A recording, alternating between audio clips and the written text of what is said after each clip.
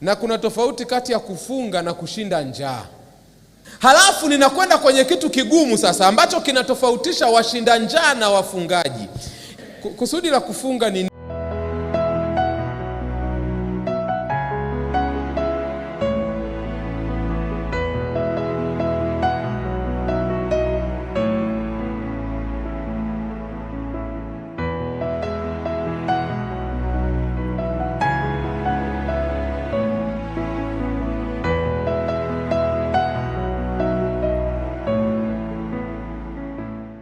na kuna tofauti kati ya kufunga na kushinda njaa. Kusudi la kufunga ni nini? Kusudi la kufunga, yani ule msingi kabisa wa kufunga ni kujitoa kwenye shughuli za kila siku na kutumia muda ambao ulikuwa unaufanya kwenye vitu mbalimbali vya siku husika na kuvifanya kuwa sehemu ya maombi na kutafakari habari za Mungu. Nikupe mfano. Average Esther. Ni Esther? Jina lako? Jessica. Average mwanamke wa Tanzania anatumia masaa mangapi jikoni kwa siku? Yaani tukitengeneza breakfast, tukatengeneza lunch, halafu tukatengeneza dinner. Average. Lunch, breakfast kwa haraka haraka nusu saa tunaimudu. Kwa haraka haraka ni chapati nini fresh chap kwa haraka. Kama lisaa. Jamani, tunapikia moto wa gesi siku hizi. Maandalizi ya kukata vitunguu. Haya, tuseme lisali moja. Na hapo tu ni umetengeneza chapati za kumimina, chai ya rangi, na tuseme nyama na maharage ya kushushia. Halafu lunch ambayo tu ni kama ugali, dagaa, mboga za majani. Faster inatumia muda gani? Wa mama. Au nyewe mnapikaga tu pizza, burger, mambo ya ugali, dagaa muelewi? Lisali moja tena. Lisana nusu mpaka mawili. Unaona wenye uzoefu, nyie ndio shida ya vijana, mnapiga faster, takiwa utulie, uimbie zile mboga wakati zinaiva. Okay, tumesema lisana nusu mpaka mawili. Tukiweka na ile limoja la kwanza ni masaa 2.5 mpaka 3, si ndio? Halafu chakula cha jioni tunachukua muda gani kupika? Lisali moja, standard kabisa. Kwa hiyo kwa haraka haraka unaweza ukakuta mama wa Kitanzania umetumia masaa 4 jikoni, si ndio? Tutoke kwenye muda, tuje kwenye gharama. Hii chapati ya kumimina ambayo na mimi najua kupika. Si chapati ya kumimina inakuwa na unga, inakuwa na maziwa, inakuwa na mayai, si ndio? Unakatia kidogo karoti na hoho kuipatia rangi kidogo, si ndio? Na chai inaweza ikawa inagharimu shilingi ngapi? Ya kulisha tu familia ya watu 5, watoto 3, baba na mama. Shilingi ngapi? 5,000. Okay, safi. Na hii lunch ya wali, nyama, juisi na mboga za majani ni kama shilingi ngapi? Kama jamani, nipeni ushirikiano. Alafu mnajua hamjibu. Yani unasikia tu mtu anasema baba. Aha, unaona wazee wanaanza kuandamana, hela yote hiyo, kwani tunakula nini? Kwani tukila hatutakula tena? Kwani huo wali unakuja na oksijeni tumboni? Wazee tulizaneni. Average tunasema kama 15,000 mpaka 20, si ndio? 25 kwa maisha ya Dar es Salaam. Sawa, standard, hamna shida, maana hapo kuna Royco, kuna vingine. Wazee tulizaneni. Mkiona wali umefika mezani kuna mchakato. Halafu chakula cha jioni na yenyewe tuseme kama 25,000 pia, maana sio sana. Jioni wa Adventista tunakula matunda nini, si ndio? Kwa hiyo turudi kama 15,000 hivi. Kwa hiyo 25,000 jumlisha 15,000 ni kiasi gani? 40,000 jumlisha na ile 5,000 ya asubuhi 45. Maisha tu ya kawaida haya ya Wanakimara. ndio mlo tunaokula kwa siku. Sasa tunapokuja kwenye kufunga, nisikilizeni sasa wapendwa, kusudi la kufunga ni nini? Kusudi la kufunga ni kuacha huu muda unaotumia jikoni. Na wakina mama mkiwa wa kweli, muda unaotumiwa jikoni ni mdogo kuliko muda unaotumiwa kufikiri tule nini. Yaani unaweza ukatumia muda mwingi sana mpaka ufike kwenye chapati za kumimina na chai, inaweza ikachukua muda mwingi kuliko kutengeneza chapati. Kwa hiyo ni kuchukua muda ambao ungeutumia jikoni kupika, halafu huo muda unautumia na Mungu wako. Halo? Kwa hiyo ile nusu saa ya chapati za asubuhi, lile lisaa la mchana, hayo masaa mawili na lile lisaa limoja, unachotakiwa kufanya kwa kuwa umefunga, badala ya kutumia muda huo jikoni kukimbizana na vyakula, muda huo unautumia kusoma neno la Mungu, muda huo unautumia kuomba. Wanaonielewa waseme amina. Halafu ninakwenda kwenye kitu kigumu sasa ambacho kinatofautisha washinda njaa na wafungaji.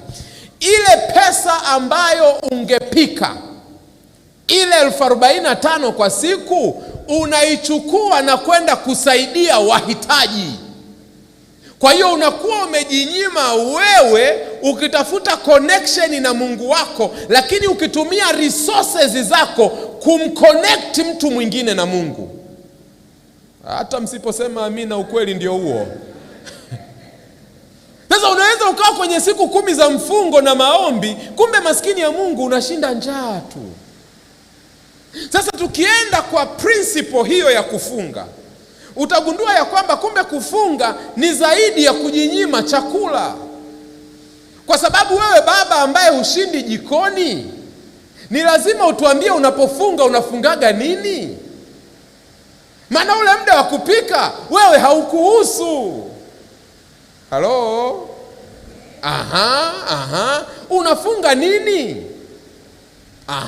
Halafu twende mbele zaidi.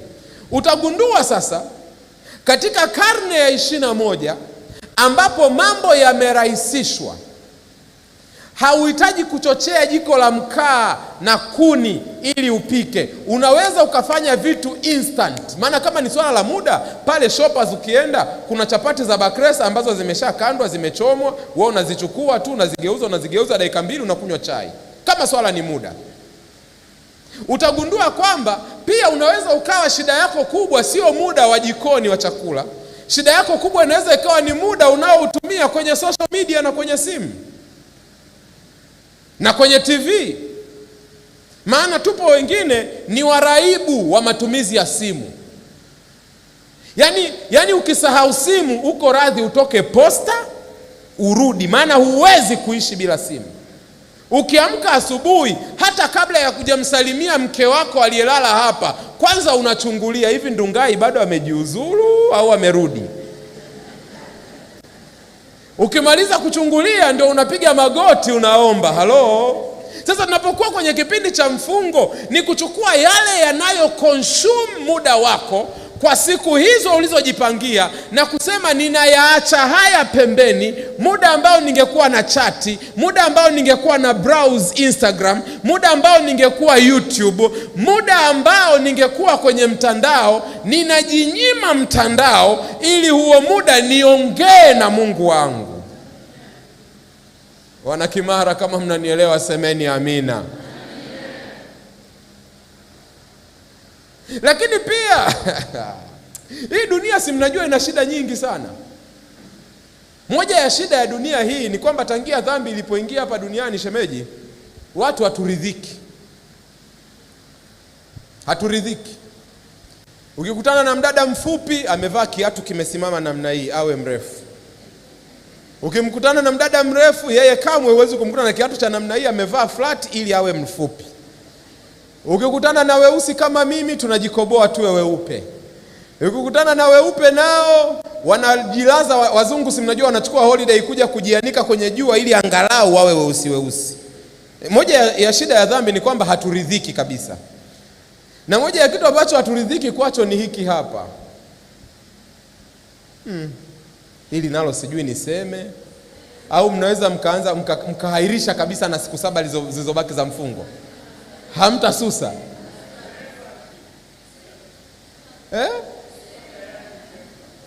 nyie watu wa Kimara nyie, haturidhiki,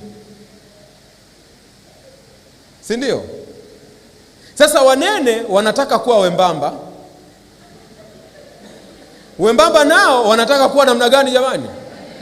Nina mshikaji wangu mmoja ananiambia, yani ninapiga vitu mwaka huu lazima niongeze angalau kilo hizi, ili akienda gym angalau aonekane ana vimasomaso. Halafu niko mimi ambaye nimeweka mkakati mwaka huu wa kupunguza kilo, na mwaka jana niliuweka. Sawa, mwaka jana sikupunguza lakini pia sikuongeza, nilikuwa pale pale. Mwaka huu napambana angalau zipungue. Sasa ili nipungue kilo, unajikuta tu kwa ubize wa maisha na uhalisia wa maisha, average ninakula mlo mmoja kwa siku. Asubuhi ninaondoka nyumbani kwangu mapema sana, almost every day. Alfajiri ninaenda mazoezi saa 11:30 mpaka saa 1. Nikirudi na muandaa jamaa yangu nampeleka shule. Baada ya hapo ninaunganishia ofisini. Muda wangu wa lunch wanaujua kabisa, between saa 7 mpaka saa 8 ndio muda wangu wa chakula. Ninaenda nyumbani ninakula, halafu ikifika saa 9 ninarudi ofisini, nafanya kazi mpaka saa 12, ninaenda kutembelea washiriki, ninarudi nyumbani saa 4, ninaoga, ninalala. Normal day yani. Sasa nikijinyima mlo mmoja kwa siku, nikasema eti mimi ninafunga tu kwa sababu ninakula jioni, si unaona tu nikana kwamba hamna tofauti na kile ambacho ni average everyday time. Kwa hiyo sasa ninaweza nikatoka kwenye mfungo, maana tayari maisha yangu kwa sababu zangu binafsi ninakula mlo mmoja, na huo mlo ni mkubwa, ndio maana kupungua pia ni ngumu. Ninapiga vitu kweli kweli. Na kuna watu hizo ndio fani zetu yani. Yaani unavunja masuke kisawasawa. Na nakula kwa lisali zima. Yaani lisali zima nimekaa natafuna tu. Sasa nikiwa nafunga, siwezi nikahamisha muda nikasema eti badala ya kula saa 7 mpaka saa 8 nitakuwa nakula saa 12 saa 1 nikifuturu, halafu na mimi niseme eti niko kwenye mfungo. Niko kwenye ratiba ya kila siku, maana hata hivyo baada ya siku 10 bado nakula mlo mmoja kwa siku. Kwa hiyo sasa naweza nikasema sasa mfungo wangu ni nini? Badala ya kula chapati, wali, tambi, badala ya kula manini, ninaweza nikasema ule mlo wangu mmoja kwa siku nitakuwa ninakula vyakula vya matunda na mboga za majani. Hiyo ndio inafanya tofauti sasa ya mlo wa kawaida pasipo kufunga na mlo nikiwa nimefunga. Na wazungu wakasema hiyo inaitwa Daniel's fast. Kwa hiyo wewe mtu wa Mungu, wewe mjitafakari hiki ambacho unakifanya unakiita mfungo. Ujiulize, kweli ni mfungo au umeamua tu kushinda njaa kwa siku 10? Unaweza ukawa huli, lakini pia ratiba yako ya siku haijawa affected kwa namna yoyote. Hujaongeza muda wa maombi, hujaongeza muda wa kusoma neno la Mungu, hujaongeza muda wa kusaidia jamii inayokuzunguka. Wewe unashinda njaa tu. Hauna tofauti na wengine. Kwa kusema hayo, nilete pendekezo kwenu mchana wa leo.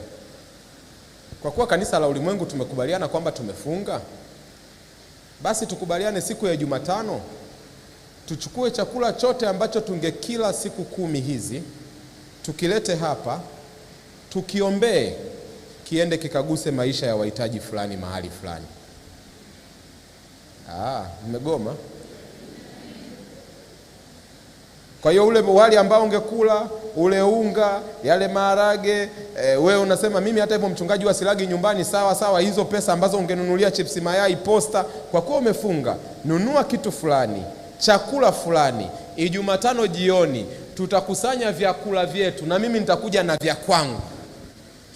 Kama ni mchele, kama ni unga, kama ni maharage, kama ni nini, kama ni mafuta ya kupikia, kama ni sukari, kama ni chumvi, tutakuja wote tuliofunga, tuvilete hivyo vitu hapa, tuvikabidhi mikononi mwa Bwana, halafu watu mashemasi watapanga viende, kama ni kwenye orphanage center, kwenye nyumba za kulea watoto yatima, kwenye nyumba za kulea wazee, kama ni kwenda kugawa kwa wahitaji ambao wanalizunguka kanisa. Lakini basi mfungo wetu uwe na maana, sio tu kutuconnect sisi na Mungu, lakini tutumie mfungo wetu kuwaconnect watu wengine na Mungu kwa njia ya kuwafikia. Huo ndio utakuwa mfungo wa kweli. Vinginevyo tutakuwa tumekutana tu watu tulioshinda njaa, tunatiana moyo kwa mafungu ya Biblia, tunaendelea kushinda njaa siku inayofuata. Nimewakwaza, nimewaudhi, nimewakera, nimewaboa, nimewachefua. Hata kama nimefanya yote hayo, siombi msamaha, maana ndio ukweli halisi.